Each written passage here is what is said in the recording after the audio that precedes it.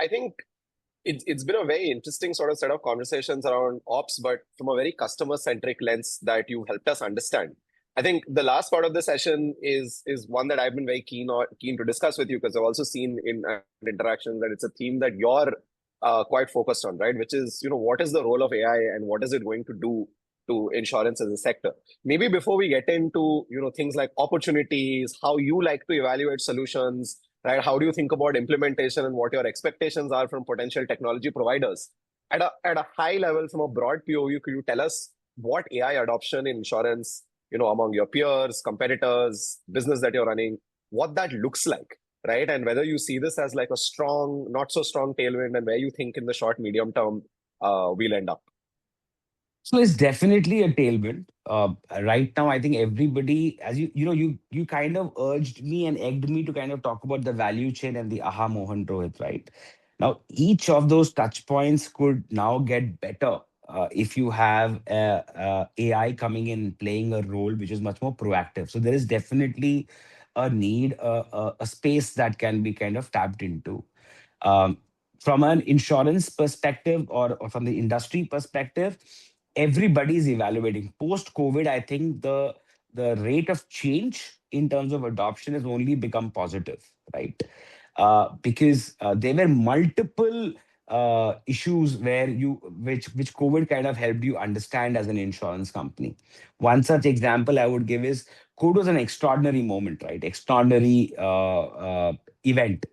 Now, what happened after that event is your risk model started to fail because, in a way, you had figured out X amount of mortality happening in a customer segment, but you had X plus four times X coming out, uh, you know, and you had an operational efficiency that you had to manage, but you also had a promise to kind of pay the customer, right? So we did that. So people did that. Some people did it efficiently. Some insurers took a long time to come to that effect. Some people for the short term had to revisit their risk models, but yet be operational efficient, yet kind of fulfill those promises of claims. So these such catalytic events, right, kind of prompt you to say, okay, what better can I do in terms of the entire life cycle, and where can AI with a lot of data coming in the background help me kind of be ready for such future events and also make my entire process efficient. So there's definitely a tailwind there, and a definite intent to kind of adopt towards AI. But I think the confusion lies in what and how, right? And how much. So I think that's where the dichotomy is. And staying with that thought, right? Like as you mentioned, there are multiple aspects of the touch point. There are so many different processes that on which potentially solutions can be implemented. If you had to think about some of the key opportunities you see within the process and value chain, right? Which you're excited about, which you see in general, the ecosystem is excited about. This could be, oh, can I implement AI for customer support? Can I implement AI for customer acquisition? Can I implement AI for the core underwriting itself, right? Or certain aspects. So I wanted to maybe get a view like this. One, what are some of the areas which are of interest or of top of mind for people in the industry? And how do you decide, right? Like, are there safeguards? Are there things that you can't do, either regulatorily or because operationally it's too complicated? Or there are just certain opportunities which you see as very clear low-hanging fruits, ki, hey, for the business, for the employees, for the customer, for the regulator, for everyone.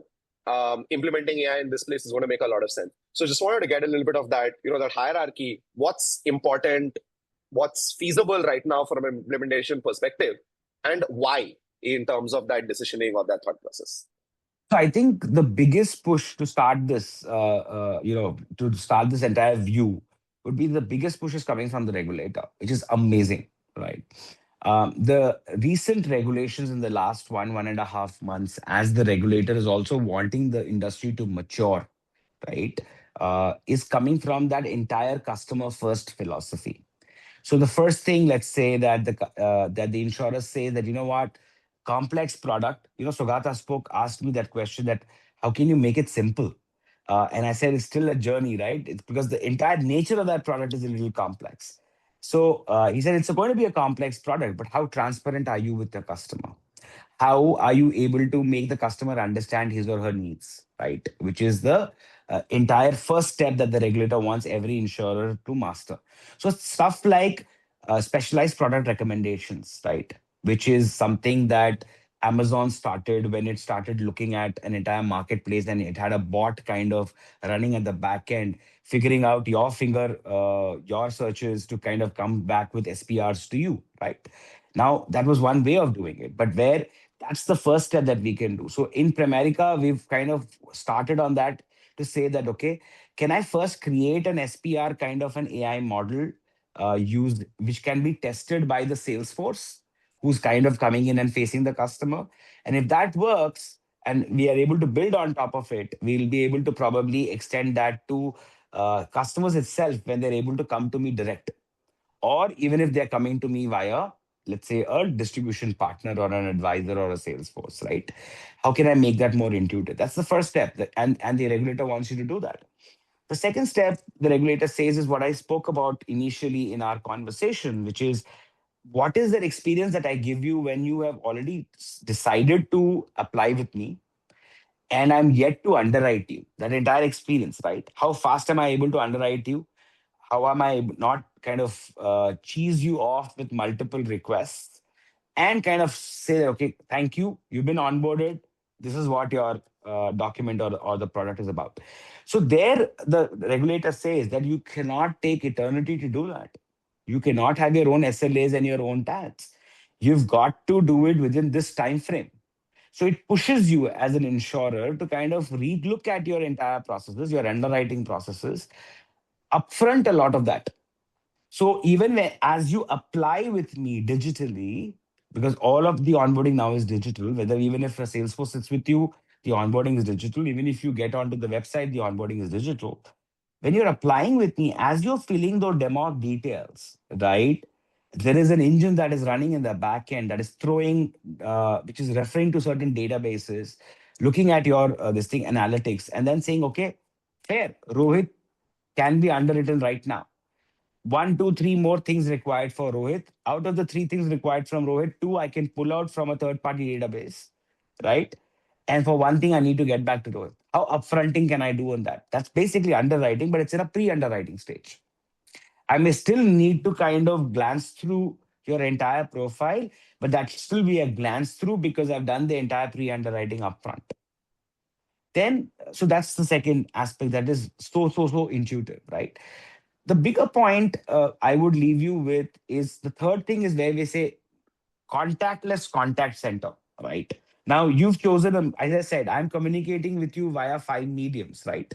Uh, for three of those mediums are, let's say, automated via CRM, which could be email, WhatsApp, and SMS, right? But the CRM is running on differently. And then there is a fourth medium by which I'm contacting you, which is, let's say, my contact center. Now, firstly, can I orchestrate all of that together, right from the SPR to the pre-underwriting to me reaching out to you via multiple mediums at different touch points? Is there an AI orchestration that can happen so that my marketing automation via the CRM is also in sync? They are not silos. They are not different tools in silos, right? But there's an orchestration that is happening through and throughout. And then Understood. look at contactless contact center. So, there is no 9 to 5 that's happening there or 9 to 7:30 that's happening there. There's an agentic AI system that's put into place where, depending on where you need the call, no, you will get a call. You say, I want to, you want to speak to me. Please reach out to me at 11 p.m. in the night. I'm a venture capitalist guy. I'm a venture capital partner. I don't have time. I'm closing to 5 transactions. I can only talk to you at 11 p.m. Now he says, no, sorry, sir, we are not available beyond 6:30, but we can call you. Tell us an alternate time. You don't want to reach out, talk to me. Then you say, you know what, bugger off. But I have a agentic guy which calls you at 11 p.m., sounds as fresh as you, and probably is able to action, not just give you content, but action on that. The biggest impact is action, right? And I'm able to action as per you, curiously curated. So these are great opportunities in the insurance platform. Awesome.